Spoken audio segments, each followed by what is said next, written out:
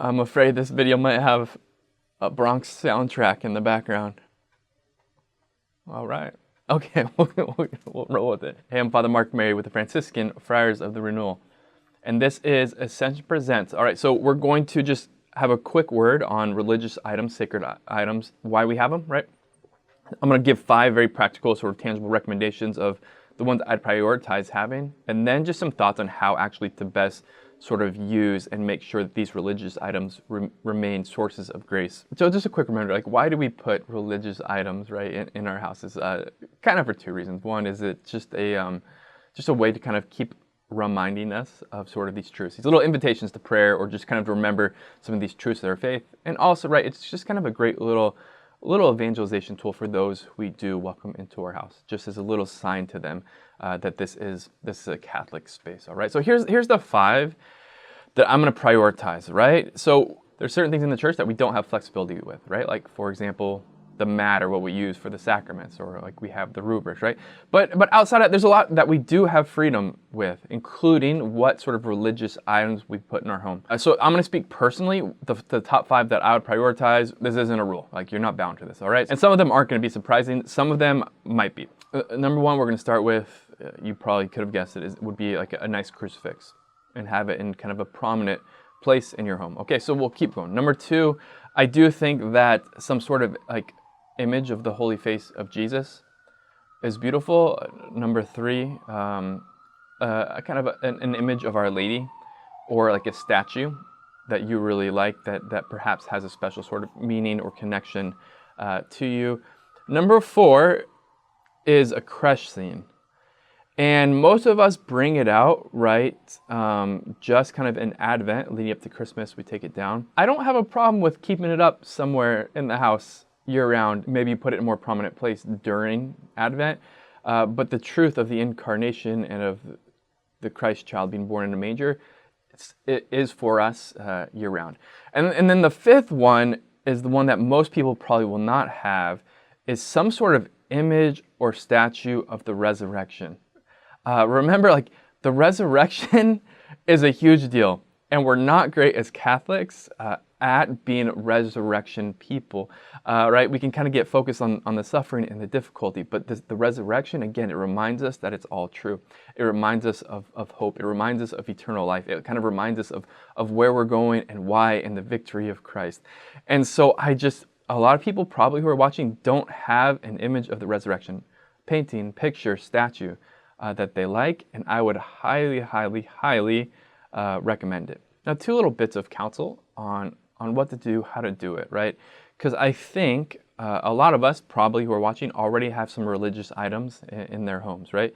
And I mentioned 5, of course, there's space for saints and things like that, right? But I think a lot of what happens is we find an image we like, and we sort of end up treating it more like a holy decoration. It's there, and maybe when we first put it up for a week or 2 or 3, whatever, it's like we look at it, and it's like a little bit of a moment of prayer and invitation.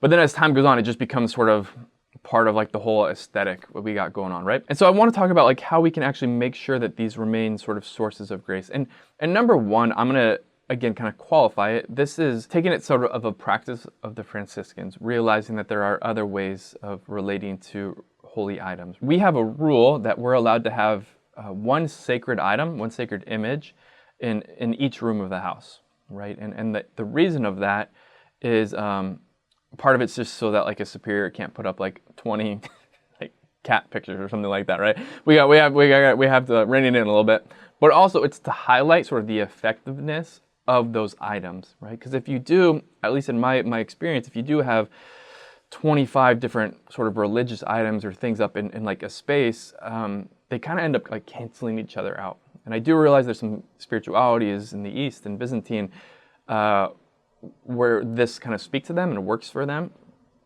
And if that's true, beautiful, go for it.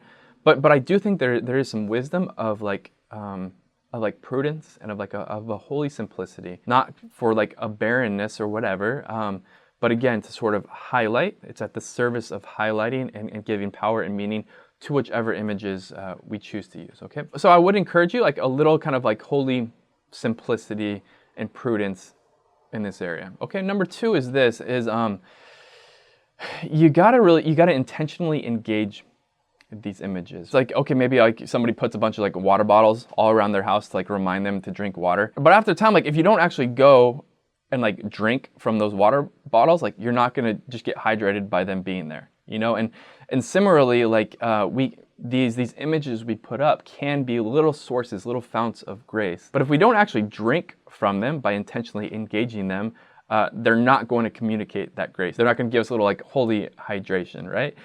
Or maybe we have this experience at work or at school or even home, like with roommates, where it's like you can be working or going to class alongside somebody for 6 months, 8 months.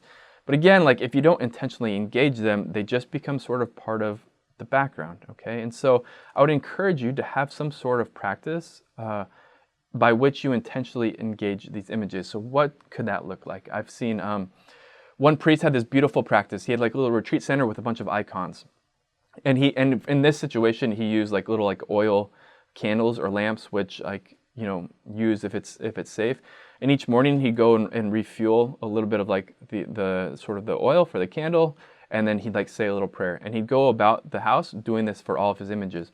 And I think that's a really beautiful way to kind of engage, right? And to keep making sure these don't just become part of the background or kind of a holy decoration.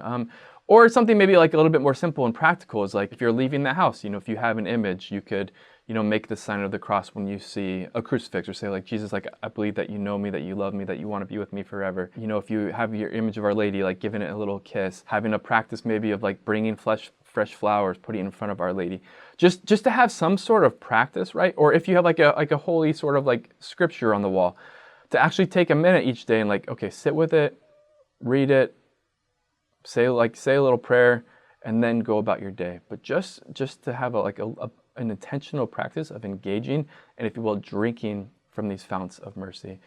And the last little thing is this: is like, I think it'd be a kind of cool thing to like seasonally, like you sort of have like your pride of place sort of holy space, like a little place where you can go to pray, or it's just maybe it has a prominent place in your kitchen or your family room, whatever, right? And seasonally, you can take these different images and like rotate them and give them like pride of place. Okay, so maybe it's like the month of May. And so it's the month of May, so you're gonna put like your image of Our Lady there and make sure you kind of keep bringing her flowers, or have like a little May crowning if you have a Marian statue. Maybe, you know, during Advent and Christmas, this is when you'd bring the creche from maybe like a side room or a side space and give it pride of place. You know, through the Easter season, you put your resurrection image or statue there. Or again, if you have like some favorite saints, like on their feast days, things like that, you would do that. Maybe for June, like we have coming up, Sacred Heart image, right? So just like to have some very like intentional, like real way of kind of engaging these different items, giving them maybe a pride of place, having some way of praying with them. And again, the reason is this: is these items are invitations to prayer and invitations for ways for us to receive grace. But it doesn't just happen by osmosis. You know, it doesn't just happen by accident. We do actually have to, like with water, actually pick up the bottle and take a drink of the water, right, for it to hydrate us. So here's some thoughts, you know, and again, there's like, these are some recommendations, some practicals. There is a lot of space for you to fine tune it and make it your own and what works.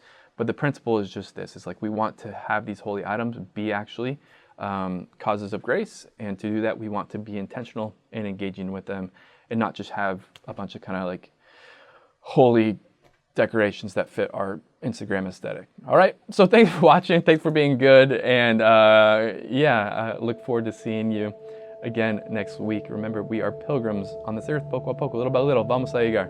We're gonna make it. God bless y'all.